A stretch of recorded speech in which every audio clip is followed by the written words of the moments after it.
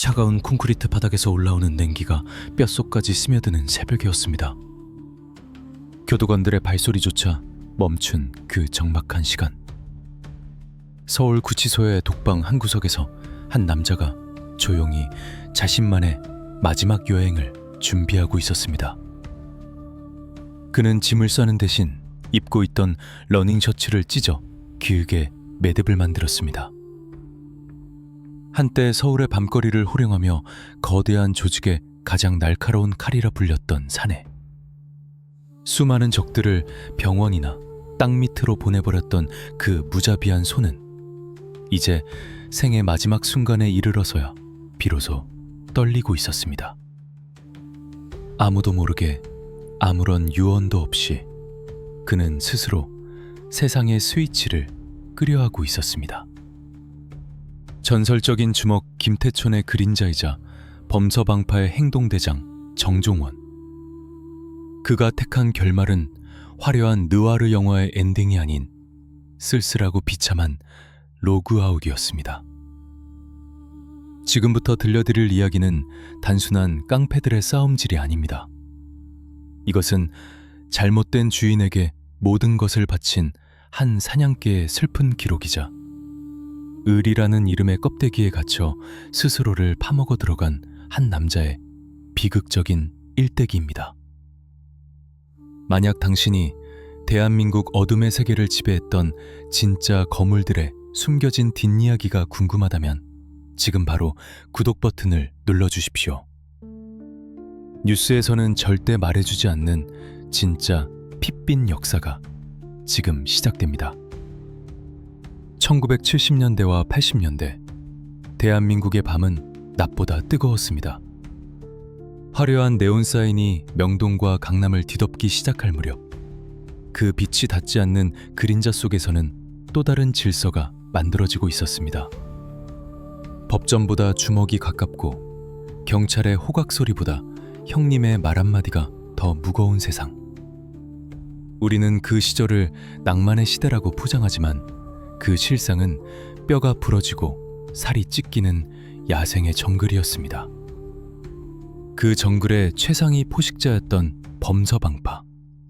그 이름만 들어도 유흥가의 사장들이 돈봉투를 챙겨들고 뛰어나오게 만들었던 그 거대 조직의 중심에는 항상 보스 김태촌이 있었습니다. 하지만 빛이 강하면 그림자도 짙은 법입니다. 김태촌이 화려한 스포트라이트를 받으며 정계와 재계를 넘나들 때 그 화려함을 유지하기 위해 가장 더럽고 굳은 일을 도맡아했던 그림자가 있었습니다. 바로 정종원입니다. 사람들은 그를 부두목이라 불렀지만 그가 조직 내에서 맡은 진짜 역할은 청소부이자 해결사였습니다. 조직의 사업에 방해가 되는 가시덤불이 생기면 정종원은 밤새 그 가시를 제거했습니다. 누군가를 설득해야 할 때 그는 말보다는 묵직한 도구를 선호했습니다. 그의 손을 거친 수많은 사람들이 병원 신세를 지거나 다시는 서울 땅을 밟지 못하고 먼 지방으로 강제 유학을 떠나야 했습니다. 하지만 정종원은 그 과정에서 결코 소란을 피우지 않았습니다. 그는 유령처럼 나타나 목표물을 정리하고 다시 유령처럼 사라졌습니다. 그것이 그가 가진 진짜 공포였습니다. 소리 없이 다가와 숨통을 조이는 피할 수 없는 운명 같은 존재. 정종원은 말이 없는 사람이었습니다. 조직의 회식 자리에서도 그는 구석 자리를 지키며 묵묵히 술잔만 비웠습니다. 동생들이 시끄럽게 무용담을 떠들 때도 그는 그저 차가운 눈빛으로 허공을 응시할 뿐이었습니다. 그의 침묵은 그 어떤 구성보다 위압적이었습니다. 조직원들은 보스인 김태촌 앞에서는 깍듯이 고개를 숙였지만 정종원 앞에서는 숨소리조차 제대로 내지 못했습니다. 보스는 명령을 내리는 사람이었지만 정종원은 그 명령을 실행하여 피를 보는 사람이었기 때문입니다. 그의 옷깃에서 풍기는 비릿한 쇠 냄새는 그가 얼마나 많은 밤을 작업으로 지새웠는지 말해주는 훈장과도 같았습니다. 그는 스스로를 칼이라고 생각했습니다. 칼은 생각할 필요가 없습니다. 주인이 휘두르는 대로 베고 찌르고 자르면 그만입니다. 칼에게 죄책감이란 사치입니다. 그는 자신의 영혼을 보스에게 저당 잡힌 채 맹목적인 충성심 하나로 버텼습니다. 형님이 가라면 지옥이라도 간다. 그것이 정종원의 신조였습니다. 하지만 그는 몰랐을 것입니다. 너무 많이 피를 묻힌 칼은 결국 녹이 슬고 날이 무뎌지면 주인에게조차 버림받아 고철상에 던져진다는 사실을 말입니다. 그가 주로 활동했던 무대는 서울의 가장 화려한 호텔들과 룸살롱들이었습니다. 일반인들에게는 꿈의 공간이었던 그곳이 정종원에게는 매일 밤 벌어지는 전쟁터였습니다. 경쟁 조직과의 이권 다툼, 구역 싸움이 벌어질 때마다 제일 선두에 서서 연장을 그렸던 것은 언제나 그였습니다. 상대방 조직원들은 정종원이 떴다는 소리만 들어도 뒷문으로 도망치기 바빴습니다. 그는 단순히 싸움을 잘하는 건달이 아니었습니다. 그는 상대의 길을 꺾고 공포를 심어주는 심리전의 대가였습니다. 아무런 표정 변화 없이 상대방의 무릎을 으깨버리는 그의 잔혹함은 뒷골목의 전설이 되어 입에서 입으로 전해졌습니다. 하지만 그 잔혹함 뒤에는 기묘한 허무함이 서려 있었습니다. 그는 일을 마친 뒤 피 묻은 손을 씻으며 거울 속의 자신을 한참 동안 바라보곤 했습니다. 거울 속에 비친 남자는 괴물이었을까요? 아니면 길을 잃은 어린아이였을까요? 그는 자신이 쌓아올린 공포의 탑이 높아질수록 자신은 점점 더 깊은 고독의 늪으로 빠져들고 있음을 느꼈을지도 모릅니다. 그러나 멈출 수는 없었습니다. 조직이라는 거대한 기계는 멈추는 순간 부서지기 마련이고 그 기계의 부속품인 그는 닳아 없어질 때까지 돌아가야만 했습니다. 1990년 노태우 정부가 범죄와의 전쟁을 선포했을 때 세상은 변하기 시작했습니다. 더 이상 낭만은 없었습니다. 정부는 깡패들을 사회악으로 규정하고 무차별적인 소탕 작전을 벌였습니다. 거리에 군화발 소리가 울려 퍼지고 검찰의 서슬퍼런 칼날이 조직의 목을 겨누기 시작했습니다. 하지만 정종원은 숨지 않았습니다. 오히려 그는 다가올 폭풍을 예감한 듯 더욱더 날카롭게 날을 세웠습니다. 그것이 그의 마지막 실수가 될 줄은 꿈에도 모른 채 말입니다. 그는 보스를 지키기 위해, 조직을 지키기 위해 자신이 모든 십자가를 짊어지기로 결심합니다. 그것이 진짜 건달의 길이라고 믿었기 때문입니다. 하지만 세상은 그의 의리를 비웃었습니다. 법은 그에게 의리 있는 협객이 아니라 악질 범죄자라는 낙인을 찍었습니다. 그리고 그가 평생을 바쳐 모셨던 주인조차 결정적인 순간에는 그를 외면했습니다. 교도소의 차가운 독방에서 그가 마지막으로 떠올린 기억은 무엇이었을까요? 고향 광주의 흙내음이었을까요? 아니면 처음 서울에 올라와 보스의 손을 잡았던 그 뜨거웠던 순간이었을까요? 아니면 자신이 처리했던 수많은 사람들의 원망 섞인 눈빛이었을까요? 그의 죽음은 한 시대의 종말을 고하는 신호탄이었습니다. 주먹으로 세상을 가질 수 있다고 믿었던 무모한 시대, 의리 하나로 목숨을 걸었던 미련한 시대가 정종원의 마지막 숨결과 함께 막을 내린 것입니다. 이제 우리는 시간을 거슬러 올라가 보려 합니다. 서울의 밤을 지배했던 괴물, 정종원이 어떻게 탄생했는지, 전라도 광주의 한 시골 소년이 어떻게 대한민국 조직폭력계의 전설적인 해결사가 되었는지, 그리고 그 과정에서 그가 잃어버린 인간성은 무엇이었는지. 이 이야기는 단순한 범죄 실록이 아닙니다. 이것은 욕망이라는 불을 쫓다 타버린 한 불나방의 슬픈 진홍곡입니다. 어둠 속에서만 살아야 했던 남자 정정원의 진짜 이야기는 이제 시작일 뿐입니다. 다음 편 광주의 늑대게, 서울엔 열차에 몸을 싣다 편을 놓치지 않으려면 구독과 알림 설정을 잊지 마십시오. 당신이 알고 싶은 그 시절 그놈들의 이야기 댓글로 남겨주시면 제가 대신 파헤쳐드리겠습니다. 1970년대 전라도 광주의 뒷골목은 유난히 붉고 거칠었습니다. 황토 먼지가 풀풀 날리는 그 메마른 땅에서 굶주림보다 더 무서운 것은 힘이 없는 서름이었습니다. 그 시절 광주는 수많은 주먹들이 태동하던 인큐베이터이자 약한 자는 뼈도 못 추리는 야생의 투기장이었습니다. 그 척박한 땅에서 정종원이라는 괴물이 자라나고 있었습니다. 젊은 시절의 정종원은 거구의 근육질이나 험상궂은 얼굴로 상대를 압도하는 스타일이 아니었습니다. 오히려 그는 지나칠 정도로 평범해 보이는 말수가 적은 청년이었습니다. 하지만 그의 눈을 들여다본 사람들은 하나같이 등골이 오싹해지는 경험을 했다고 말합니다. 감정이 거세된 듯한 텅 빈 눈동자. 먹잇감을 노리는 맹수조차 흥분하면 동공이 흔들리기 마련인데 정정원의 눈은 칼을 휘두르는 순간에도 차갑게 식어 있었습니다. 그는 싸움을 기술로 하는 것이 아니라 상대를 어떻게 하면 가장 빠르고 효율적으로 고장낼 수 있는지를 본능적으로 아는 타고난 싸움꾼이었습니다. 운명은 예고 없이 찾아오는 법입니다. 광주의 어느 허름한 선술집, 매캐한 담배 연기 속에서 정종원은 그의 인생을 송두리째 바꿀 주군을 만납니다. 바로 김태촌이었습니다.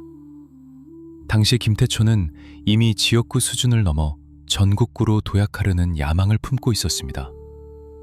그는 한눈에 정종원의 진가를 알아봤습니다. 지저대기만 하는 똥개들 사이에서 침묵을 지키며 목덜미를 노리는 진짜 늑대개를 발견한 것입니다. 나와 서울로 가자. 이 좁은 바닥에서 썩기엔 네 주먹이 너무 아깝지 않냐. 그 짧은 제안 하나에 정종원은 모든 것을 걸었습니다. 이유도 조건도 묻지 않았습니다. 그에게 김태초는 단순한 형님이 아니라 자신의 존재 가치를 증명해줄 신이나 다름없었습니다. 그렇게 정종원은 김태촌의 뒤를 따라 서울행 완행열차에 몸을 실었습니다. 주머니에는 푼돈 몇 푼과 잭나이프 한 자루가 전부였지만 그의 가슴 속에는 서울 전체를 집어삼키겠다는, 아니 형님이 서울을 집어삼키는 것을 돕겠다는 서늘한 투지가 불타오르고 있었습니다. 1970년대 후반의 서울은 그야말로 춘출 전국 시대였습니다. 명동을 주름잡던 신상사파가 저물고 호남 출신의 주먹들이 상경하여 새로운 판을 짜고 있었습니다. 조양은의 양은이파, 이동재의 오비파, 그리고 김태촌의 서방파. 이 거대한 세 세력이 서울의 밤을 3등분하기 위해 피 튀기는 영토전쟁을 벌이고 있었습니다. 서울은 화려했지만 그 밑바닥은 시궁창보다 더러웠습니다. 정종원이 서울에 올라와 처음 맡은 임무들은 화려한 건달 생활과는 거리가 멀었습니다. 그것은 철저한 바닥 공사였습니다. 말을 듣지 않는 나이트클럽 사장들을 찾아가 면담을 하고 보호비 상납을 거부하는 상인들에게 예절 교육을 시키는 일들이었습니다. 다른 조직원들이 때로 몰려다니며 고함을 지르고 가게를 부수며 공포 분위기를 조성할 때 정종원의 방식은 달랐습니다. 그는 조용히 사장실로 들어갔습니다. 그리고 문을 잠갔습니다. 밖에서는 고함 소리도 비명 소리도 들리지 않았습니다. 그저 둔탁한 소리가 몇 번 벅벅 하고 울릴 뿐이었습니다. 잠시 후 문을 열고 나온 정종원의 옷매무새는 흐트러짐이 없었지만 방 안의 사장은 이미 바닥에 엎드려 합의를 완료한 상태였습니다. 말은 혀로 하는 게 아니라 주먹으로 하는 겁니다. 그의 방식은 깔끔했고 뒤탈이 없었습니다. 그는 상대를 죽이지 않았습니다. 다만 다시는 반항할 엄두조차 내지 못하도록 영혼까지 밟아놓을 뿐이었습니다. 손가락 하나를 부러뜨려도 밥숟가락을 들 때마다 공포를 기억하게 만드는 부위만 골라서 건드렸습니다. 이러한 정종원의 수술 실력은 금세 입소문을 탔습니다. 서방파에 말수 적고 눈매 무서운 놈이 하나 들어왔는데 그놈 손에 걸리면 최소 전치 12주라는 소문이 파다하게 퍼졌습니다. 이 시기 서방파는 급속도로 세력을 확장했습니다. 강남 개발붐과 맞물려 유흥업소와 건설 현장의 이권이 쏟아져서 나왔고 그 모든 현장에는 김태촌의 지시를 받은 정종원이 있었습니다. 그는 김태촌의 그림자가 되어 빛이 닿지 않는 곳에 모든 장애물을 치워나갔습니다. 경쟁 조직인 양은이파나 오비파의 행동대원들과 마주칠 때도 그는 물러서지 않았습니다. 오히려 그들이 칼을 빼들기도 전에 먼저 거리를 좁히고 들어가 명치를 꽂아버리는 담대함을 보였습니다. 어느 비오는 날 밤, 명동의 한 굴목에서 있었던 일화는 전설처럼 남아 있습니다. 상배 조직원 5명이 정종원을 포위했습니다. 쇠파이프와 강목을 든 그들 앞에서 정종원은 담배 한 대를 피워 물고는 짧게 내뱉었습니다. 형님 기다리신다. 빨리 끝내자. 5분 뒤 골목을 걸어 나오는 것은 정종원 혼자였습니다. 빗물에 씻겨 내려가는 붉은 핏물만이 그곳에서 무슨 일이 있었는지를 증언할 뿐이었습니다. 그는 승리의 기쁨에 도취되지도 자신의 무력을 과시하지도 않았습니다. 그저 옷에 묻은 먼지를 툭툭 털어내고 다시 보스가 기다리는 차로 돌아가 운전대를 잡았습니다. 서울이라는 정글에 완벽하게 적응한 늑대계. 정종원은 이제 단순한 행동대원을 넘어 조직의 핵심 간부로 자리 잡아가고 있었습니다. 하지만 그가 올라가는 계단이 높아질수록 그 계단 밑에는 밟히고 으깨진 사람들의 숫자가 늘어만 갔습니다. 김태초는 점점 더 거대한 권력을 원했고 정종원에게 더 크고 위험한 작업을 요구하기 시작했습니다. 그것은 단순한 주먹 다짐이 아니었습니다.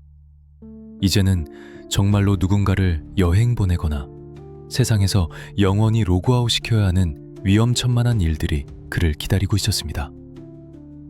정종원은 알고 있었습니다. 이 길의 끝이 결코 아름답지 않을 것이라는 것을. 하지만 멈추기에는 이미 너무 멀리 와버렸습니다. 그의 충정심은 브레이크가 고장난 기관차처럼 폭주하고 있었으니까요.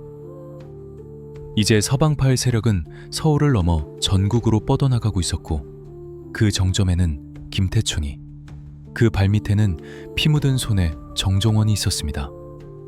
그리고 운명의 1980년대 중반, 대한민국 조폭 역사상 가장 잔인하고 충격적인 사건의 서막이 오르고 있었습니다. 바로 호텔 습격 사건들의 전조가 들이우기 시작한 것입니다. 과연 정종원의 칼날은 어디까지 날카로워질까요? 그리고 그 칼날은 결국 누구를 겨누게 될까요? 서울의 밤을 붉게 물들일 진짜 전쟁은 이제부터입니다. 그가 어떻게 전국구 해결사라는 악명을 얻게 되었는지, 그리고 그 이면에 숨겨진 잔혹한 진실을 알고 싶다면 다음 편을 기대해 주십시오.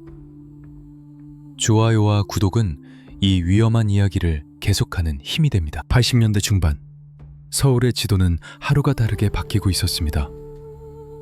한강 이남, 논밭이었던 강남 땅에 고층 빌딩들이 죽순처럼 솟아오르고 그 빌딩 숲 사이사이로 욕망이라는 이름의 검은 돈이 강물처럼 흘러들어왔습니다.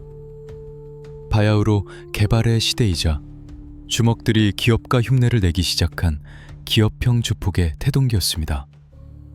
그리고 이 거대한 흐름의 한가운데에 김태촌의 사방파가 있었고 그 가장 깊고 어두운 곳에 행동대장 정종원이 서 있었습니다. 이제 정종원은 더 이상 골목길에서 잭나이프나 휘두르는 단순한 양아치가 아니었습니다. 그는 이사가라는 직함을 달고 번듯한 양복을 입은 채 검은 세단을 타고 다녔습니다. 하지만 그의 본질은 바뀌지 않았습니다. 아니, 오히려 더 정교하고 치명적인 무기로 진화했습니다. 조직이 커질수록 처리해야 할 쓰레기도 늘어나는 법. 정종원은 서방파라는 거대 기업이 굴러가는데 방해가 되는 모든 불순물을 제거하는 세상에서 가장 잔혹하고 효율적인 청소기였습니다. 당시 서방파의 주 수입원은 단순한 유흥업소 관리를 넘어 건설 현장의 이권 개입, 채권 회수, 그리고 슬롯머신 사업까지 문어발처럼 뻗어나갔습니다. 이 모든 사업에는 필연적으로 마찰이 따랐습니다. 기존의 터줏대감들, 입찰 경쟁자들, 혹은 상납을 거부하는 독종들. 김태천 회장이 손가락 하나만 까딱하면 정종원은 즉시 도구 상자를 챙겨 현장으로 출동했습니다. 그의 작업 방식은 공포스러울 만큼 기계적이었습니다. 그는 감정을 섞지 않았습니다. 그에게 누군가의 다리를 부러뜨리는 일은 목수가 못을 받거나 요리사가 생선을 손질하는 것과 다를 바 없는 일과였습니다. 어느 날 강남의 한 대형 호텔 나이트클럽 지분 문제를 놓고 잡음이 생겼을 때의 일화입니다. 해당 업소의 사장은 꽤나 배짱이 두둑한 사람이었고 뒷배로 다른 조직을 믿고 버티고 있었습니다. 정종원은 그 사장을 조용히 호출했습니다. 장소는 화려한 룸살롱이 아닌 공사가 중단된 지하주차장의 컨테이너 박스였습니다. 사장님, 우리 회장님께서 조금 섭섭해하십니다. 계상이 좀 안 맞는 것 같다고요. 정종원의 목소리는 낮고 정중했습니다. 하지만 그 정중함 뒤에는 숨막히는 살기가 서려 있었습니다. 사장이 끝까지 목소리를 높이며 반항하자 정종원은 한숨을 짧게 내쉬며 넥타이를 풀었습니다. 그리고는 옆에 있던 부하들에게 눈짓을 보냈습니다. 조용히 좀 시켜라. 시끄러운 건 딱 질색이니까. 그날 밤 그 컨테이너 박스 안에서 무슨 일이 일어났는지는 아무도 정확히 모릅니다. 다만 다음 날 그 사장은 휠체어를 탄 채 변호사를 대동하고 김태촌을 찾아가 지분 양도각서에 도장을 찍었습니다. 그의 눈빛은 초점을 잃은 상태였고 입은 굳게 다물려 있었습니다. 한간에는 정종원이 그를 골프 레슨 시켜줬다는 소문이 돌았습니다. 물론 필드가 아닌 시멘트 바닥 위에서 공이 아닌 다른 것을 타격하는 아주 특별한 레슨이었겠지요. 정종원은 연장을 쓰는 데 있어 타의 추종을 불허했습니다. 회칼, 쇠파이프, 야구방망이. 상황에 따라 상대방에게 줘야 할 공포의 크기에 따라 그는 도구를 골라 잡았습니다. 피를 많이 봐야 할 때는 날카로운 것을, 뼈에 사무치는 교훈을 줘야 할 때는 둔탁한 것을 선택했습니다. 하지만 그가 가장 즐겨 쓴 무기는 의외로 침묵이었습니다. 상대를 의자에 묶어두고 아무 말 없이 그저 바라만 보는 것. 담배 한 대가 다 타들어갈 때까지 차가운 눈으로 상대의 눈동자를 응시하는 것만으로도 대부분의 사람들은 공포에 질려 실수를 털어놓곤 했습니다. 그는 조직 내에서도 공포의 대상이었습니다. 후배 조직원들이 실수를 저질렀을 때 가장 피하고 싶은 징계는 정종원에게 불려가는 것이었습니다. 그는 소리를 지르거나 욕을 하지 않았습니다. 그저 조용히 넌 이 바닥이랑 안 맞는 것 같다 라고 말하며 어깨를 두드려줄 뿐이었습니다. 하지만 그 손길은 사형 선고나 다름없었습니다. 정종원의 면담을 거친 조직원들은 대부분 쥐도 새도 모르게 사라지거나 멀쩡한 사지가 불구되어 어둠의 세계에서 강제로 은퇴당했기 때문입니다. 이를 두고 조직원들은 종원 형님한테 찍히면 주민등록 말소만 기다리면 된다 라고 수군거렸습니다. 하지만 이 잔혹한 청소부 생활은 정종원의 영혼을 조금씩 갉아먹고 있었습니다. 그는 불면증에 시달렸습니다. 잠을 자려고 눈을 감으면 자신이 정리했던 사람들의 비명소리가 환청처럼 들려왔기 때문입니다. 그는 수면제 없이는 잠들지 못했고 독한 위스키로 입안에 피냄새를 헹궈내야만 겨우 숨을 쉴 수 있었습니다. 겉으로는 번쩍이는 롤렉스 시계를 차고 최고급 양복을 입은 성공한 사업가처럼 보였지만 그의 내면은 썩어 문드러진 폐허와 같았습니다. 그는 가끔 생각했습니다. 이 짓을 언제까지 해야 할까? 하지만 답은 없었습니다. 호랑이 등에 올라탄 이상 내리는 순간 잡혀먹히는 것이 이 바닥의 생리였습니다. 그리고 무엇보다 그가 신처럼 모시는 김태촌이 그를 놓아줄 생각이 없었습니다. 김태촌에게 정종원은 대체 불가능한 보검이었으니까요. 1980년대 후반으로 접어들면서 조직 간의 전쟁은 더욱 치열해졌습니다. 조양은의 양은이파가 출소 후 세력을 재건하며 서방파의 구역을 넘보기에 이르렀고 이동재의 오비파 역시 호시탐탐 기회를 노리고 있었습니다. 서울의 밤거리는 언제 터질지 모르는 시한폭탄과도 같았습니다. 작은 시비가 패싸움으로 번지고 패싸움이 칼부림으로 이어지는 일촉즉발의 상황이 계속되었습니다. 김태초는 초조해했습니다. 그는 자신의 왕국을 지키기 위해 더 강력한 한방이 필요하다고 느꼈습니다. 그리고 그 한방을 날릴 수 있는 사람은 오직 정종원뿐이었습니다. 종원아, 이번엔 좀 크게 가야겠다. 저쪽 애들이 선을 너무 넘네. 확실하게 보여줘야지 우리가 누군지. 보스의 명령이 떨어졌습니다. 그것은 단순한 교육이나 경고 수준이 아니었습니다. 상대의 뿌리를 뽑아버리라는 말 그대로 전쟁 선포였습니다. 정종원은 고개를 끄덕였습니다. 그의 표정에는 아무런 변화가 없었지만 잡고 있던 주먹에는 하얗게 핏기가 사라질 정도로 힘이 들어갔습니다. 이것은 훗날 대한민국 조폭 역사에 가장 피비린내 나는 페이지를 장식하게 될 대사건의 시작이었습니다. 검찰과 경찰이 예의주시하고 있는 상황에서 서울 한복판에서 벌어질 거대한 사립극. 정종원은 자신의 운명이 파국으로 치닫고 있음을 직감했을까요? 아니면 그저 주인의 명령에 따라 움직이는 충실한 사냥개의 본능에 몸을 맡겼던 것일까요? 폭풍 전야의 고요함은 끝났습니다. 이제 곧 서울의 밤하늘이 붉게 물들 시간입니다. 대한민국 건달 역사상 가장 충격적인 그날 밤, 호텔 습격 사건의 전말이 다음 편에서 공개됩니다.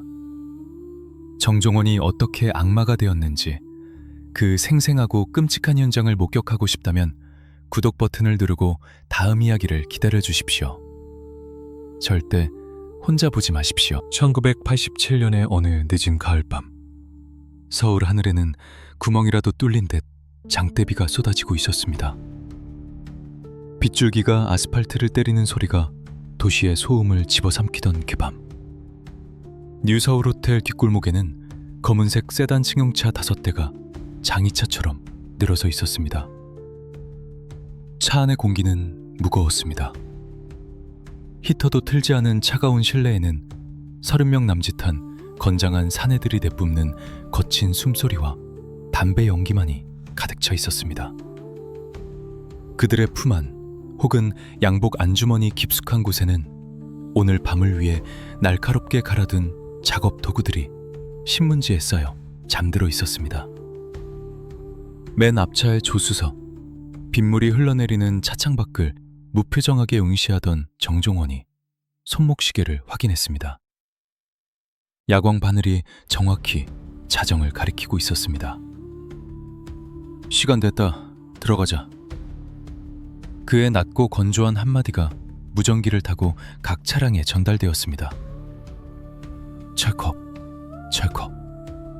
차 문이 열리는 소리가 빗소리에 묻혔습니다.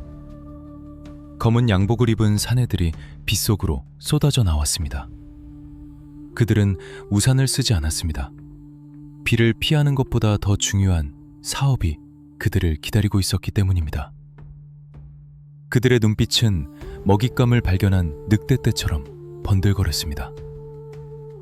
오늘 밤 이곳에서 경쟁 조직의 핵심 간부들이 회식을 한다는 첩보가 들어왔고, 위에서는 그들에게 잊지 못할 선물을 주고 오라는 명령을 하달했습니다. 호텔 로비의 회전문이 돌아가고 젖은 구두들이 대리석 바닥을 밟는 소리가 유난히 크게 울렸습니다. 프런트 데스크의 직원들이 놀란 눈으로 그들을 쳐다봤지만 선두에 선 정종원의 서늘한 눈빛과 마주치자마자 황급히 고개를 숙이고 전화기 코드를 뽑았습니다. 살고 싶다면 아무것도 보지 말고 아무것도 듣지 말아야 한다는 생존 본능이 발동한 것입니다. 4층이다. 엘리베이터는 쓴다. 나머지는 비상계단으로 뛰어. 정종원의 지시는 간결했습니다. 그는 엘리베이터 버튼을 눌렀습니다.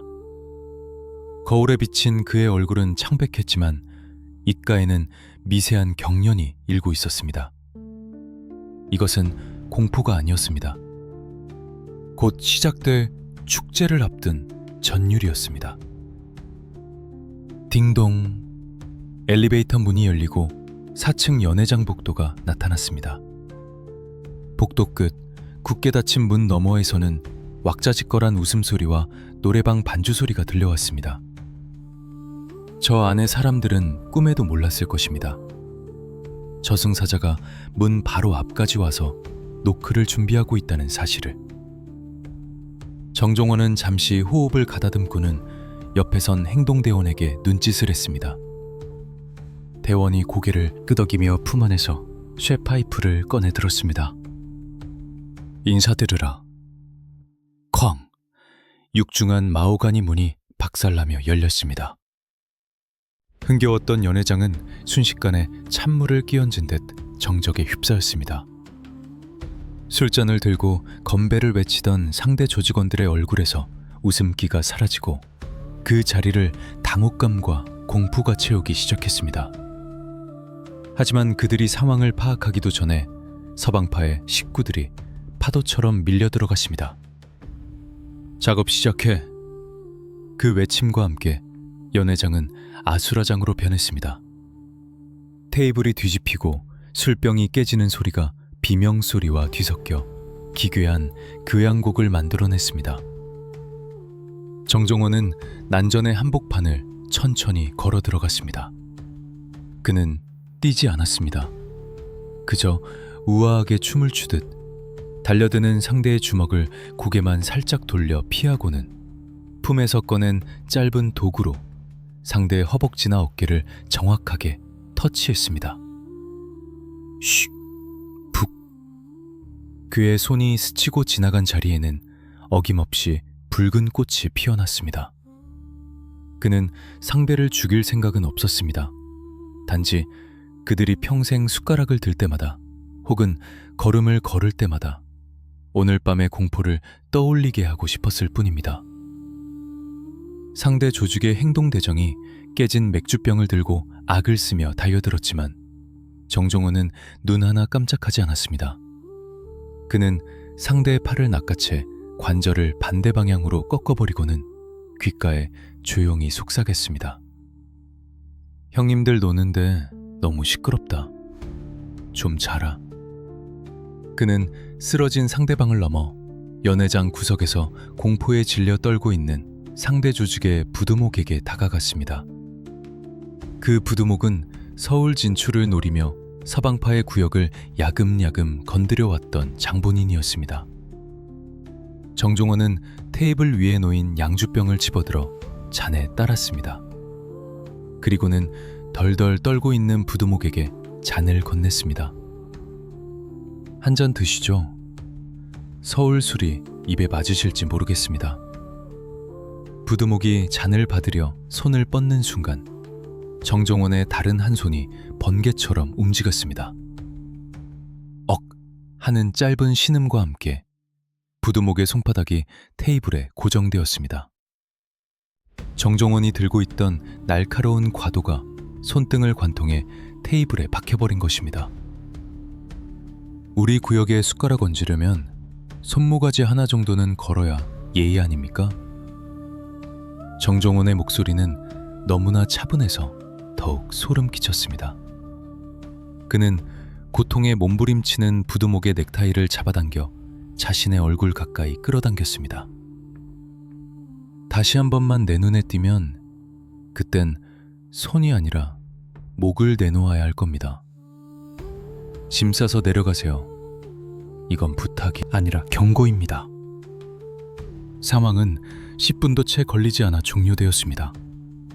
화려했던 연회장은 붉은 페인트를 엎지른 듯 엉망이 되었고 바닥에는 신음하는 남자들이 즐비했습니다. 비릿한 피냄새와 역한 술냄새가 진동했습니다. 정종원은 피 묻은 손수건을 꺼내 자신의 도구를 닦아내고는 바닥에 툭 던졌습니다. 철수한다. 뒷정리는 경찰 나리들한테 맡겨. 그들이 비상구를 통해 빠져나갈 때쯤 멀리서 경찰차의 사이렌 소리가 들려오기 시작했습니다. 엥, 엥. 거리는 소리가 빗소리를 뚫고 점점 가까워졌지만 정종원의 발걸음은 다급하지 않았습니다. 그는 이미 어둠 속으로 스며들어 서울의 복잡한 골목길 속으로 사라지고 있었습니다. 차에 다시 올라탄 정종원은 창문을 조금 열어 밤 공기를 들이마셨습니다. 차가운 빗방울이 뜨거워진 얼굴을 식혀주었습니다. 백미러로 멀어지는 호텔을 바라보며 그는 알 수 없는 씁쓸함을 느꼈습니다.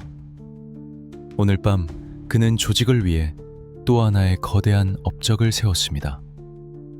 경쟁자들은 공포에 질려 도망칠 것이고 김태촌의 위상은 하늘을 찌를 것입니다. 하지만 정종원은 알고 있었습니다. 오늘 흘린 이 붉은 피가 언젠가는 자신에게 돌아와 자신의 목을 조르는 족쇄가 될 것이라는 사실을. 그날 밤의 사건은 다음날 조간신문의 일면을 장식했습니다. 서울 한복판의 무법천지, 조폭들의 유혈낭자한 전쟁. 언론은 분노했고 여론은 들끓었습니다. 대통령은 담화문을 발표하며 범죄와의 전쟁을 재차 강조했습니다. 하지만 정종원은 몰랐습니다. 그날 밤 자신이 꽂은 그 칼날이 결국은 자신과 자신이 그토록 지키고 싶었던 조직의 심장을 겨누게 될 줄은. 승리의 샴페인을 터뜨리기에는 너무 일렀습니다. 진짜 사냥꾼들이 이제 막 총을 장전하고 그들을 쫓기 시작했기 때문입니다. 화려한 승리 뒤에 찾아오는 그림자는 더욱 짙은 법입니다. 이제 정종원은 쫓기는 짐승이 되어 서울의 가장 밑바닥을 기어다녀야 할 운명에 처하게 됩니다.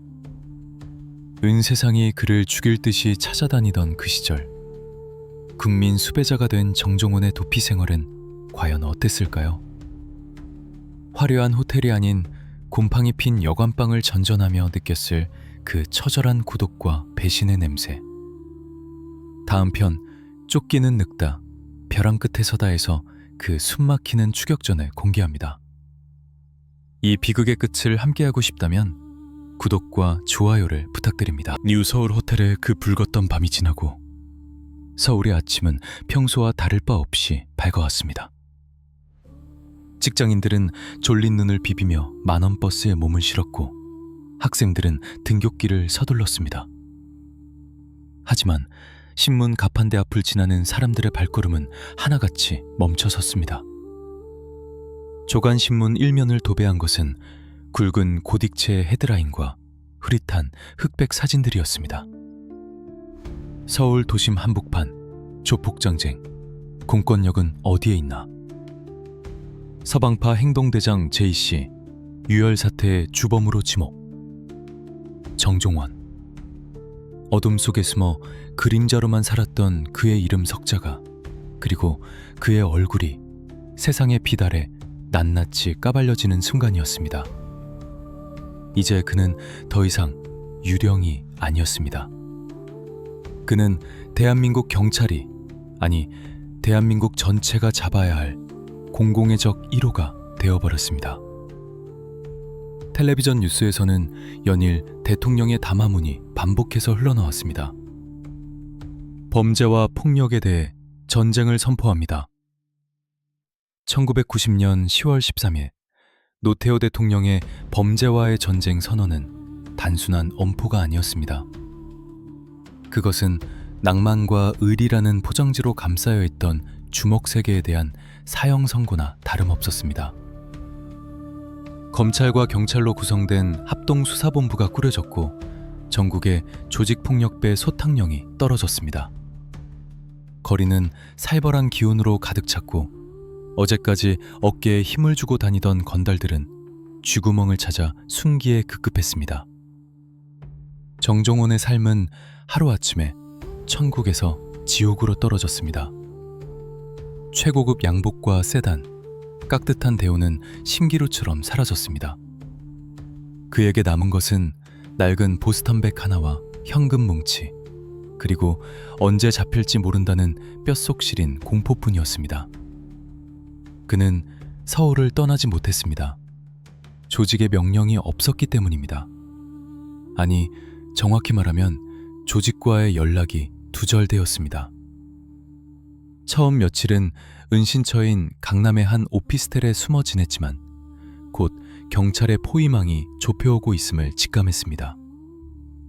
사이렌 소리가 들릴 때마다 심장이 덜컥 내려앉았고 복도를 지나가는 발소리만 들려도 식은땀이 흘렀었습니다. 그는 짐을 싸서 더 깊은 곳, 더 더러운 곳으로 스며들어야 했습니다.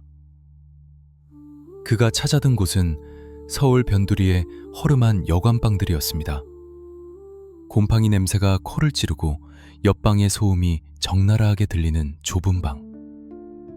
밤이면 취객들의 고성방가와 싸구려 웃음소리가 들려오는 그곳이 한때 서울을 호령했던 행동대장의 새로운 안식처였습니다. 그는 낮에는 커튼을 치고 방 안에 웅크리고 있다가 모두가 잠든 새벽에야 모자를 푹 눌러쓰고 편의점에 가서 컵라면과 소주를 샀습니다. 식사라고 해봤자 불어터진 라면이 전부였습니다. 뜨거운 국물이 목을 타고 넘어갈 때마다 그는 자신이 살아있음을, 하지만 짐승처럼 살고 있음을 느꼈습니다. 텔레비전을 켜면 뉴스 앵커가 그의 수배 전단지를 보여주며 시민 여러분의 제보를 기다립니다 라고 말하고 있었습니다. 화면 속의 자신과 눈이 마주칠 때마다 정종원은 묘한 기분을 느꼈습니다. 저 사진 속의 남자는 눈빛이 살아있는 맹수인데 지금 거울 속에 비친 남자는 쫓기는 들개에 불과했습니다. 고독, 그것이 가장 큰 고문이었습니다. 칼에 찔리는 고통보다 경찰에게 잡힐지 모른다는 두려움보다 더 그를 미치게 만드는 것은 철저한 고립감이었습니다. 공중전화 부스에서 떨리는 손으로 조직의 비상연락망에 전화를 걸어도 돌아오는 것은 지금은 연결할 수 없습니다 라는 기계적인 안내음뿐이었습니다. 가끔 연결된 후배들은 목소리를 낮추며 형님, 당분간 연락하지 마십시오. 지금 분위기가 안 좋습니다. 전화 추적당할 수도 있습니다. 라며 황급히 전화를 끊었습니다. 버림받은 것인가? 그 생각이 머릿속을 스칠 때마다 정종원은 고개를 저었습니다. 그럴 리 없다. 회장님이 나를 버릴 리 없다. 내가 어떻게 충성했는데, 내가 손에 묻힌 피가 얼마인데. 그는 의심을 지우기 위해 소주를 들이켰습니다. 하지만 술이 들어갈수록 의심은 독버섯처럼 자라났습니다. 조직은 이미 꼬리 자르기에 들어간 것이 아닐까? 내가 모든 짐을 지고 사라져 주기를 바라는 것은 아닐까? 도피 생활이 길어질수록 그의 신경은 쇠약해져 갔습니다. 잠을 자도 가위에 눌리기 일쑤였습니다. 꿈속에서는 뉴서울 호텔의 그 밤이 무한 반복되었습니다. 비명소리, 깨지는 술병, 바닥에 흥건한 붉은 액체, 그리고 자신을 원망스럽게 쳐다보는 수많은 눈동자들. 꿈에서 깨어나면 온몸이 땀으로 젖어 있었고 창밖에는 여전히 비가 내리고 있거나 음산한 바람소리만 들릴 뿐이었습니다. 어느 날 밤 그는 여관방 창문 틈으로 밖을 내다보다가 소스라치게 놀랐습니다. 골목 어귀에 낯익은 승용차 한 대가 서 있었기 때문입니다. 검은색 그랜저, 분명 짭새들의 잠복 차량이었습니다. 그들은 냄새를 맡은 것입니다. 사냥개들이 드디어 굴 입구까지 찾아온 것입니다. 정종원은 본능적으로 짐을 챙겼습니다. 가방 안에 챙길 것은 별로 없었습니다. 옷 몇 벌과 다 떨어진 현금, 그리고 마지막 순간을 위한 날카로운 친구 하나. 그는 여관 뒷문을 통해 빠져나갔습니다. 차가운 밤 공기가 폐부 깊숙이 들어왔습니다. 그는 골목길의 그림자를 밟으며 뛰기 시작했습니다. 뒤를 돌아볼 여유조차 없었습니다. 심장이 터질 듯이 뛰었습니다. 이것은 조직 간의 전쟁과는 차원이 다른 공포였습니다. 전쟁에서는 이기거나 지거나 둘 중 하나지만 이 추격전에서는 잡히거나 죽거나 둘 중 하나뿐이었습니다. 그는 택시를 잡아타고 목적지도 없이 일단 가주세요 라고 말했습니다. 백미러로 보이는 택시기사의 의심스러운 눈초리를 피하며 그는 모자를 더 깊게 눌렀었습니다. 그는 서울의 이곳저곳을 떠돌았습니다. 친구의 집에도 애인의 집에도 갈 수 없었습니다. 그곳은 이미 형사들이 진을 치고 있을 게 뻔했습니다. 그가 갈 수 있는 곳은 세상의 가장자리뿐이었습니다. 그러던 중 드디어 기다리던 연락이 왔습니다. 공중전화 박스에 남겨진 삐삐 응정 메시지. 익숙한 목소리였습니다. 조직의 2인자 부두목이었습니다. 종원아, 접선 장소 알지? 오늘 밤 부지비시 혼자 와라. 회장님 지시다. 그 짧은 메시지를 듣는 순간 정정원의 눈시울이 붉어졌습니다. 드디어 조직이 나를 구하러 오는구나. 나를 해외로 빼돌려주거나 안전한 은신처를 제공해줄 모양이다. 안도감이 밀려왔습니다. 하지만 그 안도감 뒤편에는 왠지 모를 서늘함이 느껴졌습니다. 혼자 와라. 그 말이 귓가에 맴돌았습니다. 접선 장소는 한강변에 버려진 낚시터였습니다. 갈대숲이 무성하고 가로등조차 없는 으슥한 곳.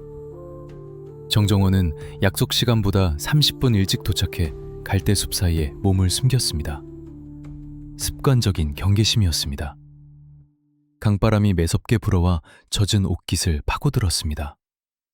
저 멀리 올림픽대로를 달리는 차들의 불빛이 보였습니다.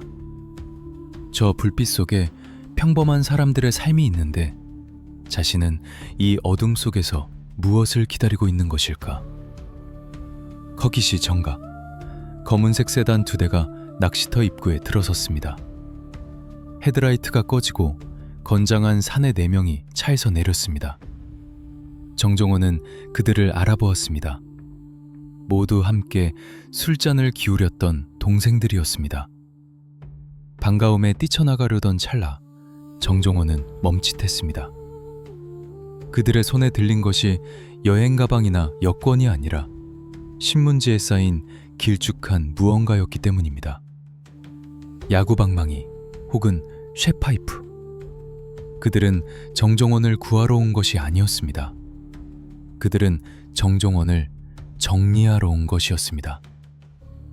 조직을 위해 너무 많은 것을 알고 있는, 그리고 경찰의 표적이 되어 조직 전체를 위험에 빠뜨리고 있는 시한폭탄을 제거하러 온 것입니다. 정종원은 입술을 깨물었습니다. 피맛이 났습니다. 배신감? 분노? 아니었습니다. 그것은 차라리 체념에 가까운 감정이었습니다. 결국 이렇게 되는구나. 사냥이 끝나면 사냥개는 삶아지는 법. 토사구팽. 옛말은 하나도 틀린 게 없었습니다. 는 선택해야 했습니다. 저들에게 순순히 목을 내밀어 조직의 마지막 의리를 지킬 것인가? 아니면 이빨을 드러내고 주인을 물어뜯을 것인가?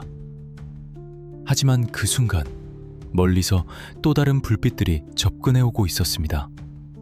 요란한 사이렌 소리와 함께 경찰차 10여 대가 낚시터를 포위하며 들어오고 있었습니다.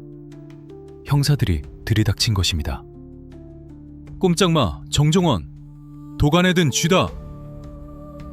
조직원들은 당황하여 차에 올라타 도망치려 했지만 이미 늦었습니다. 현장은 아수라장이 되었습니다. 정종원은 그 혼란을 틈타 어둠 속으로 몸을 던졌습니다.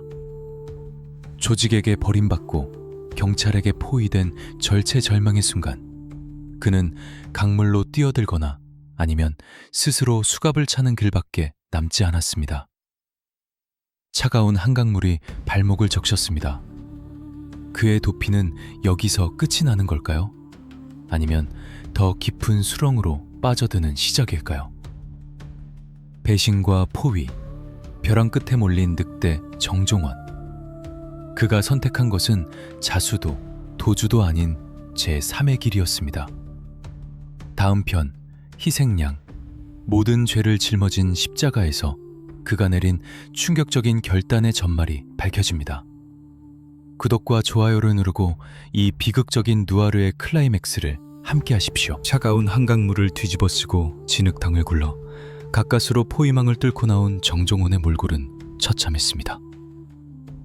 명품 양복은 찢어져 걸레 조각이 되었고 한쪽 신발은 어디선가 벗겨져 맨발이었습니다. 하지만 육체의 고통보다 더 그를 짓누르는 것은 가슴 깊은 곳에서 올라오는 비릿한 배신감이었습니다. 믿었던 형제들이, 평생을 바쳐 모셨던 조직이 자신을 구하러 온 것이 아니라 입막음하러 왔다는 사실. 그것은 경찰의 수갑보다 더 차갑고 무거운 족쇄가 되어 그의 심장을 조여왔습니다. 서울의 밤거리를 절뚝이며 걷던 그는 깨달았습니다. 더 이상 갈 곳은 없다. 세상 천지가 적이다. 조직은 나를 죽이려 하고 경찰은 나를 잡으려 한다. 이 지독한 술래잡기를 끝낼 방법은 단 하나뿐이었습니다. 그는 어느 공중전화 부스에 멈춰섰습니다. 수화기를 든 손이 미세하게 떨렸습니다.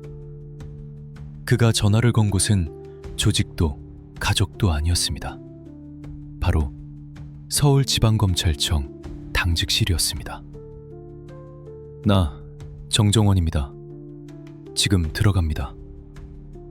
짧은 한마디를 남기고 그는 전화를 끊었습니다. 그것은 패배 선언이 아니었습니다.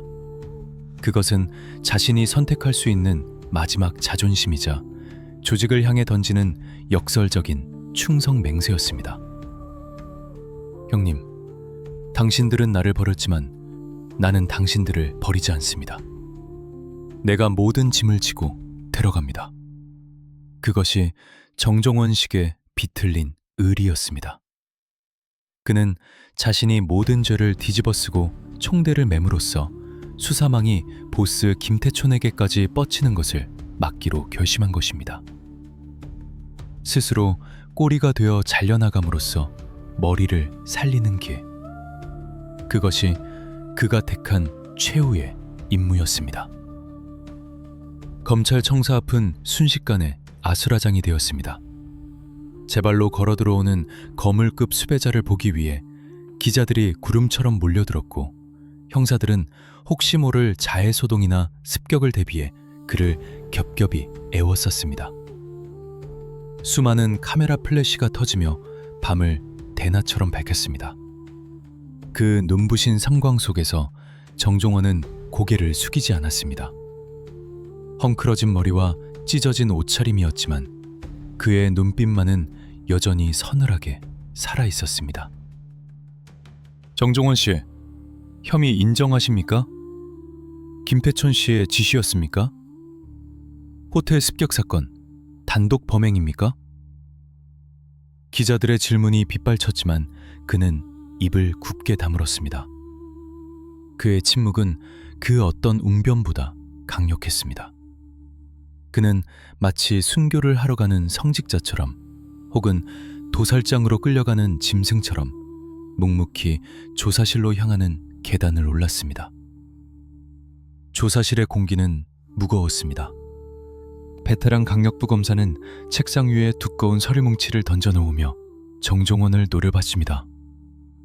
회유와 협박, 그리고 거래. 검사는 능숙하게 정종원의 심리를 파고들었습니다. 정종원 씨, 당신이 혼자 한 거 아니라는 거 다 압니다. 당신은 그저 시키는 대로 한 칼잡이일 뿐이잖아. 윗선만 풀어. 그럼 정상 참작해서 무기징역은 면하게 해주지. 김태촌이 시켰지? 검사의 말은 달콤한 유혹이었습니다. 보스의 이름을 대는 순간 그는 주범에서 종범이 되고 형량은 대폭 줄어들 것입니다. 그리고 자신을 버린 조직에 대한 통쾌한 복수도 될 수 있었습니다. 하지만 정종원은 피식 웃음을 터뜨렸습니다. 그 웃음은 너무나 건조해서 마치 마른 장작이 갈라지는 소리 같았습니다. 검사 양반, 소설을 너무 많이 읽으셨네. 정종원은 수갑찬 손으로 담배 한 대를 요구했습니다. 검사가 불을 붙여주자 그는 깊게 연기를 빨아들이고는 천천히 내뱉었습니다. 자욱한 담배 연기 너머로 그의 눈이 번뜩였습니다. 내가 다 했습니다. 기분 나빠서 그놈들이 건방져서 내가 애들 데리고 가서 밟아준 겁니다. 누구 지시 같은 거 없습니다. 내 머리 위에 누가 있다고 생각합니까? 걱진 말하지 마. 네가 무슨 권한으로 그런 큰 판을 벌여? 증거가 다 있어. 검사가 책상을 치며 소리쳤지만 정종원은 눈 하나 깜짝하지 않았습니다. 그는 이미 마음속으로 완벽한 시나리오를 써두었습니다. 자신이 우두머리이고 모든 것은 자신의 독단적인 판단이었다는 시나리오. 그는 진술서에 또박또박 자신의 죄를 적어내려갔습니다. 살인교사, 폭력행위 등 처벌에 관한 법률 위반, 범죄단체 조직 및 가입. 그 모든 죄목 옆에 자신의 지장을 찍었습니다. 붉은 인주가 묻은 엄지손가락이 종이를 누를 때마다 그의 인생도 함께 지드겨지고 있었습니다. 그는 검찰이 제시하는 김태총과의 연결고리를 모조리 끊어냈습니다. 통화 기록? 내가 안부 전화한 겁니다. 자금 흐름? 내가 빌려 쓴 돈입니다. 목격자 진술? 그놈들이 잘못 본 겁니다. 그는 철저하게 보스를 보호했습니다. 마치 어미새가 둥지를 지키듯 그는 온몸으로 법의 칼날을 막아섰습니다. 그날 밤 조사를 마치고 유치장으로 돌아가는 길, 철창 너머로 보이는 좁은 복도는 끝이 보이지 않는 터널 같았습니다.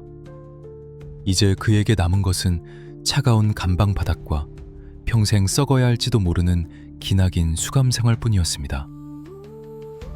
형님, 보고 계십니까? 제가 다 안고 갑니다. 마음속으로 읊조리는 그의 독백은 허공으로 흩어졌습니다. 그가 지키려 했던 것은 김태촌이라는 한 인간이었을까요? 아니면 자신이 청춘을 바쳐 쌓아 올린 을이라는 이름의 허상이었을까요? 그는 스스로를 의리 있는 협객이라고 믿고 싶었을지 모릅니다. 비록 조직은 자신을 헌신짝처럼 버렸지만 자신만은 끝까지 건달의 도리를 지켰다는 자위, 그것만이 그가 무너진 자존심을 지탱할 수 있는 유일한 기둥이었습니다. 하지만 세상은 그를 영웅이라 부르지 않았습니다. 언론은 그를 악마의 하수인, 잔혹한 킬러라고 불렀고 시민들은 그에게 손가락질했습니다. 그의 희생은 숭고하지 않았습니다. 그저 거대한 악의 카르텔을 유지하기 위한 부속품의 소모에 불과했습니다. 재판정에서도 그는 당당했습니다. 판사가 최후 진술 기회를 주었을 때 그는 짧게 말했습니다. 죄송합니다. 하지만 다시 돌아가도 저는 똑같이 했을 겁니다. 그게 제가 사는 방식입니다. 판결이 내려졌습니다. 징역 15년, 보호감호 7년. 사실상의 종신형이나 다름없는 중형이었습니다. 방청석이 술렁거렸지만 정정원은 표정 변화 없이 고개를 끄덕였습니다. 그는 이미 자신의 운명을 예감하고 있었습니다. 형무소로 이송되는 버스 안, 차창 밖으로 보이는 서울의 풍경은 낯설게만 느껴졌습니다.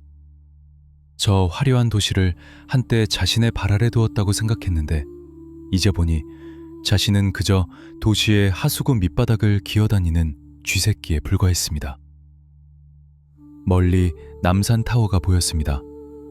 그가 처음 서울에 올라와 김패천과 함께 바라보았던 그곳. 서울을 다 먹어보자.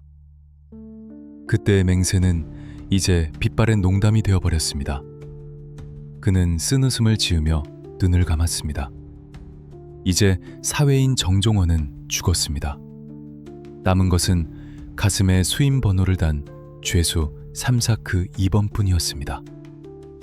하지만 감옥은 끝이 아니라 또 다른 지옥의 시작이었습니다. 그가 모든 죄를 뒤집어쓰고 들어왔다는 사실을 감옥 안의 맹수들은 모두 알고 있었습니다. 어떤 이들은 그를 진짜 사나이라며 존경했지만 어떤 이들은 그를 미련한 곰이라며 비웃었습니다. 그리고 무엇보다 감옥 밖에서 들려오는 소식들은 그를 절망의 나락으로 떨어뜨리기 시작했습니다. 그가 목숨 걸고 지켰던 보스 김태총마저 결국 구속되었다는 소식. 조직은 공중분해되었고 뿔뿔이 흩어진 동생들은 각자 살 길을 찾아 다른 조직으로 흡수되거나 배신을 일삼고 있다는 소식.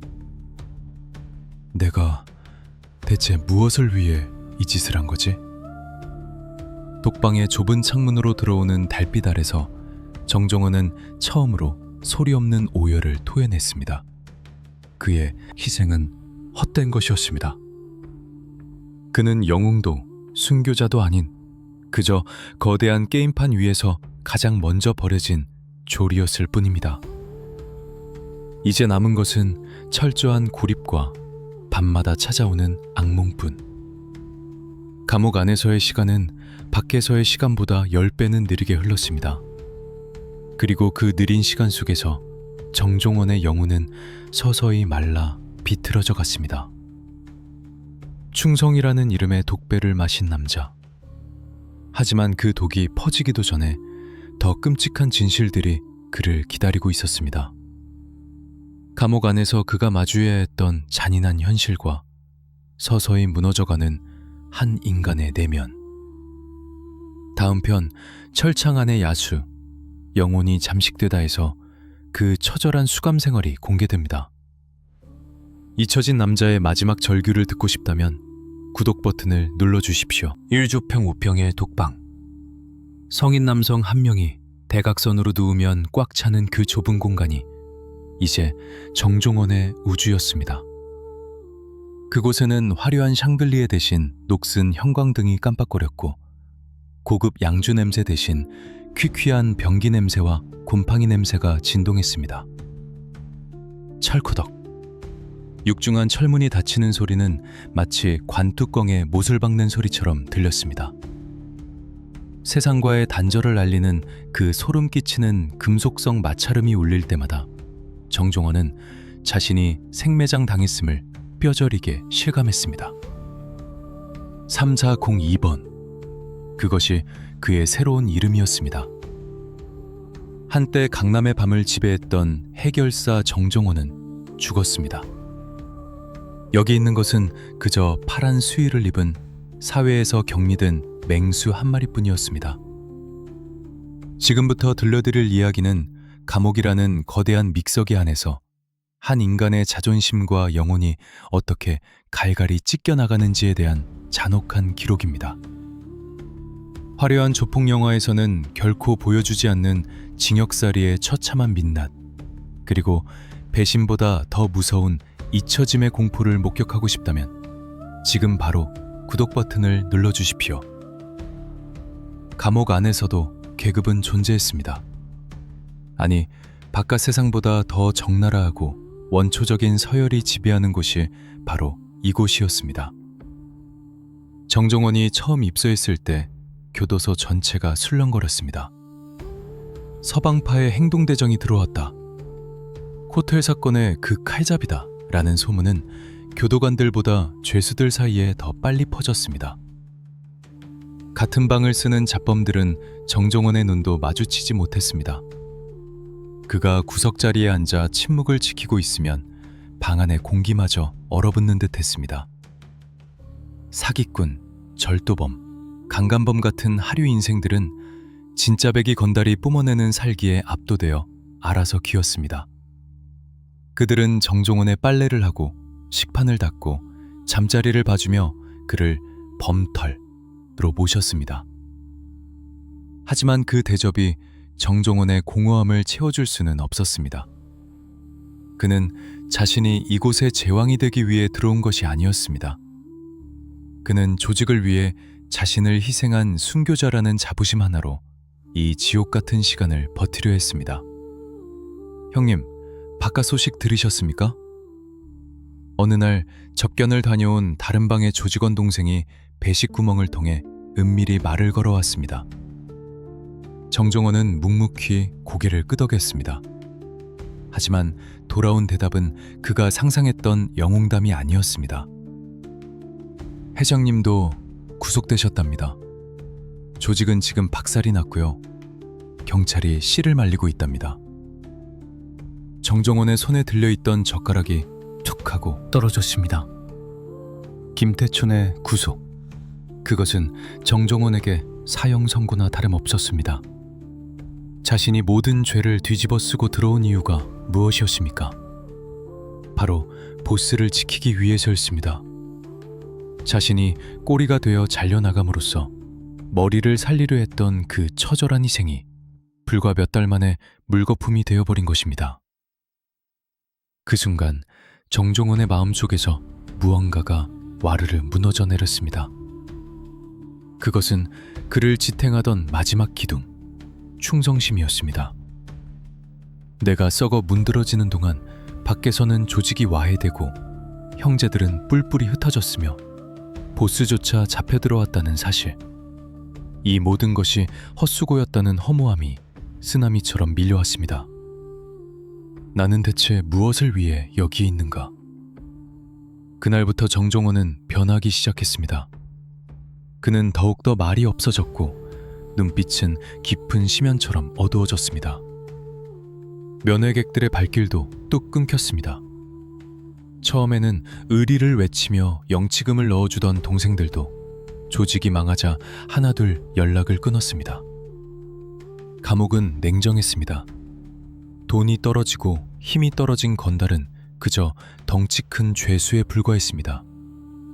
바깥 세상은 바쁘게 돌아갔고 정종원이라는 이름은 사람들의 기억 속에서 빠르게 지워져 갔습니다. 잊혀진다는 것, 그것은 육체적인 고문보다 더 끔찍한 형벌이었습니다. 시간은 멈춘 듯 흐르지 않았습니다. 똑같은 기상나팔 소리, 똑같은 맛없는 콩밥, 똑같은 운동시간. 다람쥐 쳇바퀴 도는 듯한 이 단조로운 일상은 맹수였던 정종원의 야성을 서서히 거세시켰습니다. 그는 창살 틈으로 들어오는 네모난 하늘을 멍하니 바라보며 하루를 보냈습니다.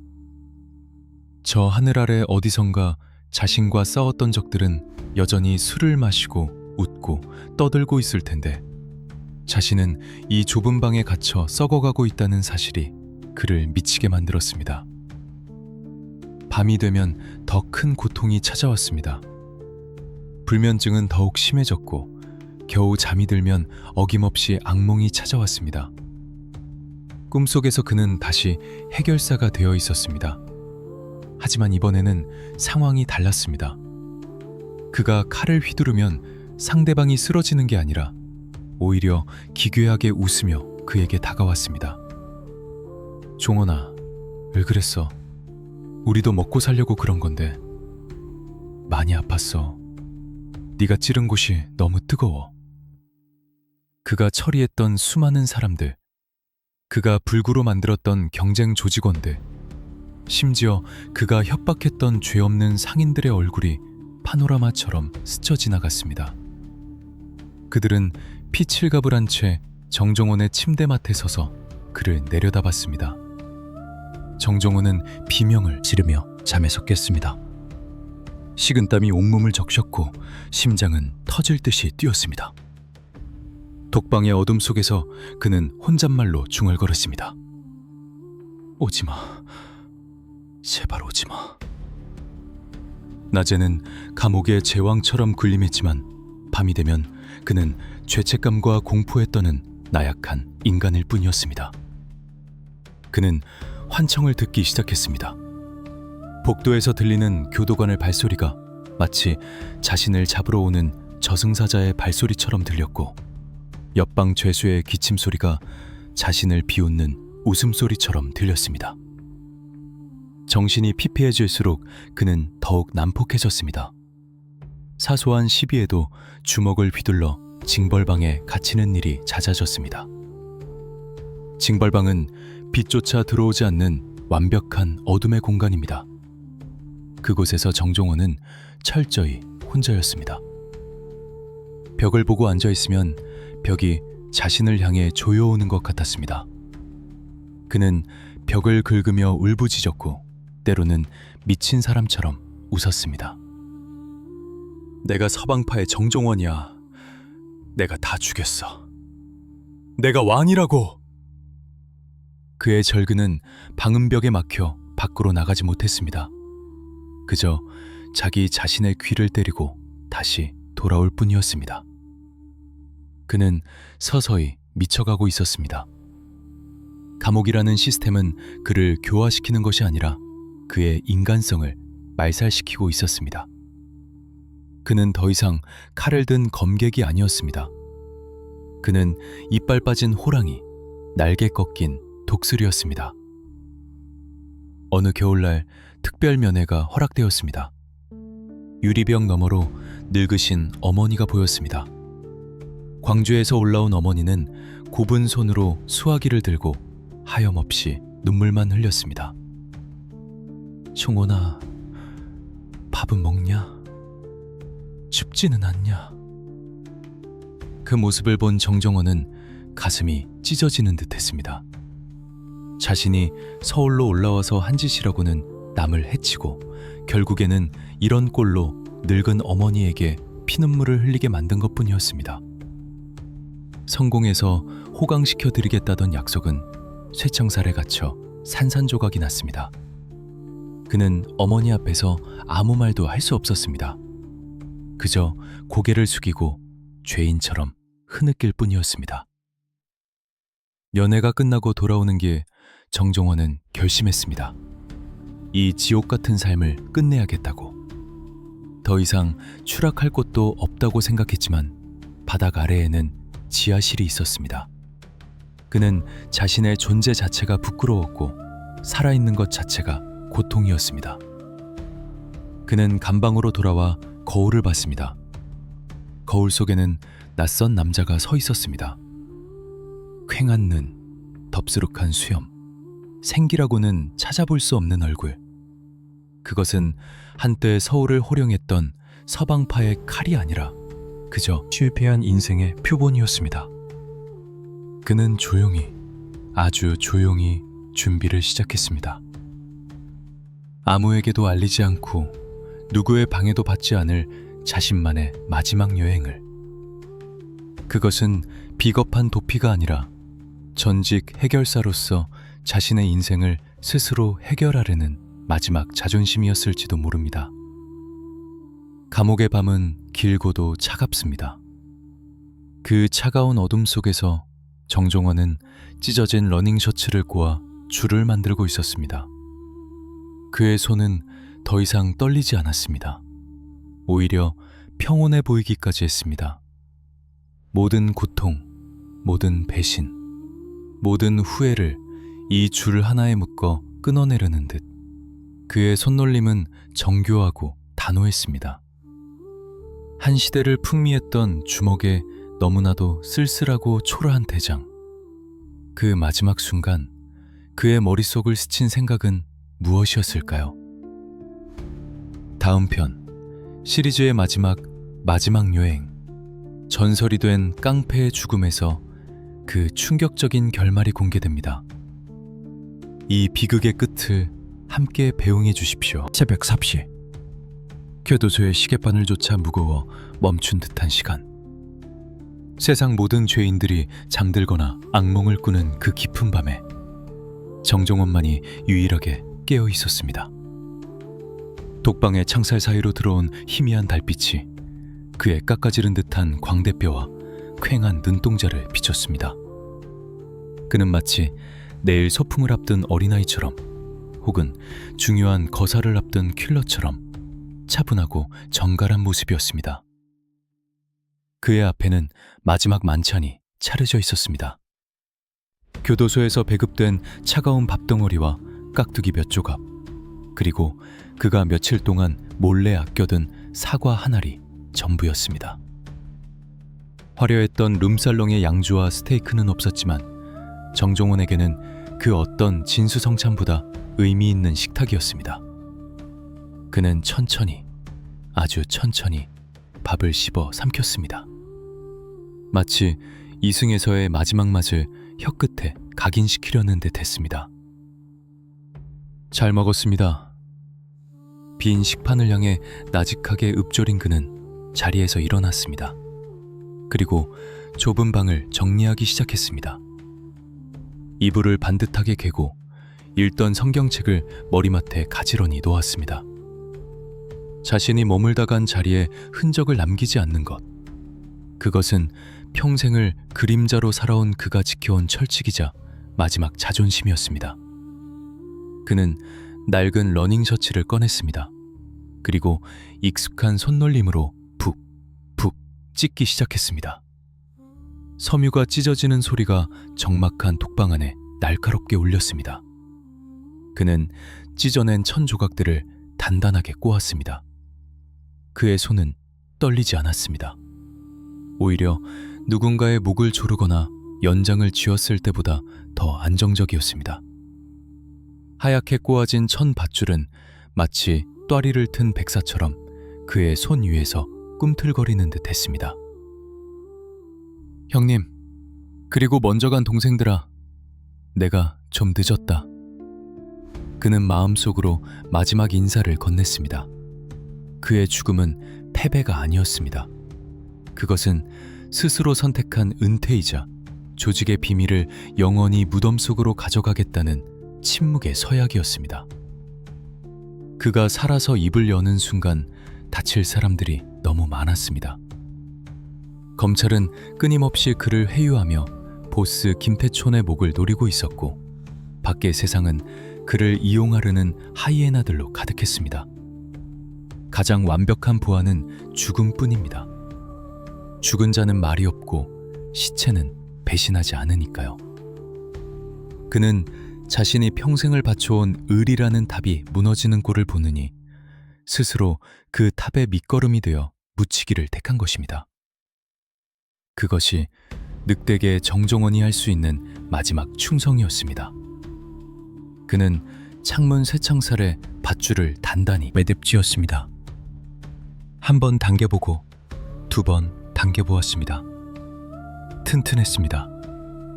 그의 몸무게를, 아니 그가 짊어진 삶의 무게를 지탱하기에 충분해 보였습니다. 그는 벽에 기대어 잠시 눈을 감았습니다. 주마등처럼 지난 날들이 스쳐 지나갔습니다. 광주에 흙먼지 날리던 골목길, 서울행 기차에서 맡았던 매키한 석탄 냄새, 처음 양복을 맞춰 입고 거울을 보며 웃었던 날, 그리고 뉴 서울 호텔에 그 비 내리던 밤, 피비린내와 화약 냄새, 고급 향수 냄새가 뒤섞인 그의 인생은 참으로 치열하고도 허무했습니다. 후회는 없다. 그는 입가에 씁쓸한 미소를 지었습니다. 남들은 깡패라고 손가락질하고 범죄자라고 욕할지 몰라도 적어도 그는 자신의 신념을 위해 모든 것을 불태웠습니다. 비겁하게 도망치거나 구차하게 목숨을 구걸하지 않았습니다. 그는 깡패답게 살았고 이제 깡패답게 가려 합니다. 그는 작은 종이 조각 하나를 바닥에 남겼습니다. 유서라고 하기에는 너무나 짧은 단 한 문장이 적힌 쪽지였습니다. 다 안고 간다. 찾지 마라. 그것으로 충분했습니다. 구구절절한 변명이나 원망은 사내답지 못한 짓입니다. 그는 의자 위에 올라섰습니다. 차가운 밧줄의 감촉이 목에 닿았습니다. 소름이 돋는 차가움이 아니라 묘하게 안도감을 주는 서늘함이었습니다. 창답을 보니 새벽 어스름이 깔리기 시작했습니다. 곧 기상나팔이 울리고 교도관들이 문을 두드릴 것입니다. 하지만 그때쯤이면 정종원은 이미 이 세상 사람이 아닐 것입니다. 그는 더 이상 감옥에 갇힌 죄수 3자 02번이 아니라 자유로운 영혼이 되어 저 하늘을 날고 있을 것입니다. 자, 이제 불 끌 시간이다. 그는 심호흡을 한번 크게 들이마셨습니다. 폐부 깊숙이 들어오는 감옥의 공기마저 이제는 달콤하게 느껴졌습니다. 그리고 망설임 없이 발을 허공으로 찼습니다. 텅! 의자가 넘어지는 둔탁한 소리가 독방의 정적을 깼습니다. 그리고 뒤이어 찾아온 격렬한 몸부림. 생존 본능이 요동치며 팔다리가 허공을 휘저었지만 정종원의 의지는 육체의 본능보다 강했습니다. 그는 이를 악물고 고통을 받아들였습니다. 목을 조여오는 압박감과 함께 시야가 점차 하얗게 흐려졌습니다. 귓가에서 웅웅거리는 소리가 들려왔습니다. 사이렌 소리 같기도 하고 빗소리 같기도 한 그 소음 속에서 그는 서서히 의식을 놓았습니다. 흔들리던 몸부림이 멈추고 독방에는 다시 무거운 침묵만이 내려앉았습니다. 창살에 매달린 그의 그림자가 길게 바닥에 드리워졌습니다. 마치 춤을 추다 멈춘 무용수처럼 그는 허공에 멈춰 있었습니다. 그의 목은 꺾였지만 표정은 평온했습니다. 지옥 같았던 삶의 짐을 비로소 내려놓은 자만이 가질 수 있는 안식의 얼굴이었습니다. 몇 시간 뒤 아침 점호를 위해 순찰을 돌던 신입 교도관의 비명이 복도를 찢어놓았습니다. 야, 여기 3402번! 3402번이! 비상벨이 울리고 교도관들이 우르르 몰려왔습니다. 철문이 열리고 의르진이 뛰어들었지만 이미 늦은 뒤였습니다. 정종원의 몸은 차갑게 식어 있었습니다. 교도소장은 사색이 되어 보고를 올렸고 검찰청의 전화통에는 불이 났습니다. 중요 증인 사망, 수사 난항. 그들의 입에서는 인간의 죽음에 대한 애도보다 수사의 유불리를 따지는 계산적인 말들만 쏟아져 나왔습니다. 하지만 그 소식이 어둠의 세계로 퍼져나갔을 때의 반응은 달랐습니다. 서울구치소, 옆방에 수감되어 있던 다른 조직의 두목은 정종원의 죽음 소식을 듣고는 하던 식사를 멈췄습니다. 그는 잠시 허공을 응시하더니 조용히 식판을 내려놓고 정종원의 방 쪽을 향해 고개를 숙였습니다. 독한 놈, 진짜 같구나. 혼자 다 짊어지고.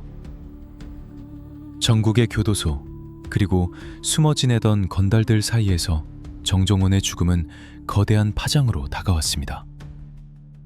그것은 한 시대의 종말을 알리는 종소리와도 같았습니다. 의리 하나로 목숨을 걸었던 마지막 낭만 주먹이 사라졌다는 상실감. 비록 적이었지만 인정할 수밖에 없었던 진짜 칼잡이에 대한 경외심. 정종원은 죽어서야 비로소 전설이 되었습니다. 그의 육신은 화장터의 불길 속 한 줌의 재로 사라졌지만 그가 남긴 침묵의 신화는 뒷골목의 역사책에 긁고 진한 핏자국으로 남게 되었습니다. 이제 이야기는 마지막 장만을 남겨두고 있습니다. 그가 떠난 자리, 남겨진 사람들은 무엇을 기억했을까요? 그리고 화려했던 사방파 제국은 어떻게 무너져 내렸을까요? 죽음으로 완성한 의리, 그리고 그 뒤에 남겨진 쓸쓸한 그림자들. 다음 편, 대망의 완결, 에필로그, 잊혀진 무덤과 영원한 유령에서 이 비극적 느와르의 마침표를 찍습니다. 마지막까지 함께 해주시길 바랍니다. 정종원의 육신이 한 줌의 재로 변해 한강변에 뿌려지던 날, 서울의 하늘은 지독하게 맑았습니다. 그라마처럼 비가 내리거나 천둥이 치는 일은 없었습니다. 그가 평생을 바쳐 충성했던 거대 조직 서방파의 깃발도, 수백 명의 검은 양복 군단도 그 자리에 없었습니다. 오직 늙은 노모와 몇 안 되는 친척들만이 떨리는 손으로 그의 마지막 흔적을 강바람에 날려보냈습니다. 한 시대를 풍미했던 제일 가는 칼잡이의 장례식치고는 너무나 초라하고 쓸쓸한 풍경이었습니다. 그가 죽고 난 뒤 세상은 아무 일도 없었다는 듯 돌아갔습니다. 한강물은 여전히 무심하게 흘렀고 강남의 네온사인은 어제보다 더 화려하게 밤을 밝혔습니다.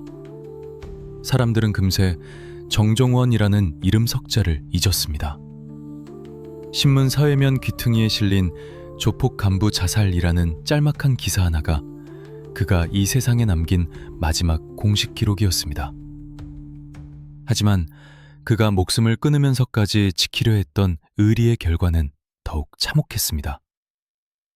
정종원의 희생으로 수사가 잠시 주춤하는 듯 했으나 이미 무너진 댐을 막을 수는 없었습니다. 얼마 지나지 않아 보스 김태천 역시 법의 심판을 피하지 못하고 긴 수감 생활을 시작했습니다. 그토록 거대해 보였던 서방파 제국은 모래성처럼 허무하게 무너져 내렸습니다. 조직원들은 뿔뿔이 흩어져 각자 도생의 길을 걸었고 일부는 다른 조직에 흡수되어 어제의 형제를 향해 칼을 겨누는 비극을 연출했습니다. 결국 정종원의 죽음은 무엇을 남겼을까요? 그것은 조폭의 의리라는 것이 얼마나 허망한 신기루인지를 보여주는 잔혹한 교훈이었습니다. 형님을 위해, 조직을 위해 청춘을 바치고 피를 묻혔지만 결국 돌아오는 것은 차가운 감방과 고독한 죽음뿐이라는 사실. 건달의 낭만이라고 포장된 껍데기를 벗겨내면 그 안에는 이용당하고 버려지는 소모품들의 비명소리만이 가득하다는 진실을 그는 온몸으로 증명해 보였습니다. 그러나 역설적이게도 그의 육신이 사라진 후 전설은 시작되었습니다. 뒷골목의 포장마차에서, 룸살롱의 은밀한 방에서, 주먹개나 쓴다는 건달들 사이에서 정종원의 이야기는 신화처럼 구전되기 시작했습니다. 야, 예전에 정종원이라는 형님이 계셨는데 말이야. 혼자서 수십 명을 상대하고도 눈 하나 깜짝 안 했대. 마지막 갈 때도 조직 비밀 다 안고 혼자 갔다더라. 그게 진짜 사나이지. 철없는 신참 건달들은 그의 이름을 입에 올리며 막연한 동경을 품었습니다. 그가 겪었던 처절한 고통과 배신, 밤마다 시달렸던 악몽은 모른 채 그저 그의 화려했던 무용담과 비장한 최후만을 숭배했습니다. 정종원은 그렇게 밤의 유령이 되어 서울의 뒷골목을 영원히 떠돌게 되었습니다. 죽어서조차 편히 쉬지 못하고 후배들을 파멸의 길로 유혹하는 슬픈 허수아비가 된 것입니다. 세월이 흘러 강산이 변했습니다. 이제 서울의 거리에는 주먹보다는 머리를 쓰는, 칼보다는 주식을 조작하고 도박 사이트를 운영하는 새로운 형태의 스마트 조폭들이 판을 치고 있습니다. 하지만 본질은 변하지 않았습니다. 여전히 누군가는 누군가를 밟고 올라서려 하고 누군가는 맹목적인 충성을 바치다 버려지고 있습니다. 지금도 늦은 밤 한강 다리 위를 지나다 보면 문득 서늘한 바람이 목덜미를 스치고 지나갈 때가 있습니다. 어쩌면 그것은 억울하게 생을 마감한 정종원의 영혼이 아직도 이승을 떠나지 못하고 서성이는 것일지도 모릅니다. 그는 우리에게 묻고 있는 것일 겁니다. 너희가 쫓는 욕망의 끝은 어디인가? 그 끝에 정말 네가 원하는 것이 있는가? 화려했던 불꽃은 재가 되었고 날카로웠던 칼날은 녹이 슬어 강물 깊은 곳에 잠겼습니다. 한 남자의 비극적인 일대기는 여기서 끝이 납니다. 하지만 기억하십시오. 어둠은 결코 사라지지 않습니다. 단지 그 주인을 바꿀 뿐입니다. 제2의, 제3의 정정호는 지금 이 순간에도 어딘가에서 칼을 갈며 파멸을 향한 폭주를 준비하고 있을지 모릅니다. 이 씁쓸하고도 비정한 누아르를 끝까지 지켜봐 주신 여러분, 감사합니다. 정정원이라는 거울을 통해 우리는 욕망의 민낯을 보았습니다. 부디 당신의 삶은 그와 다르기를, 당신의 의리는 진실하기를 바랍니다. 이로써 충성의 제물 정종원 편을 마칩니다. 대한민국 밤의 세계를 피로 물들였던 또 다른 괴물들의 이야기는 아직 많이 남아 있습니다. 다음 주인공은 누가 될까요? 부산의 칠성파, 아니면 현대적인 조폭의 시초 조양은? 여러분이 댓글로 가장 많이 요청하는 그 형님의 숨겨진 이야기를 들고 다시 찾아오겠습니다. 구독과 좋아요, 알림 설정은 필수입니다. 어둠의 실록은 계속됩니다.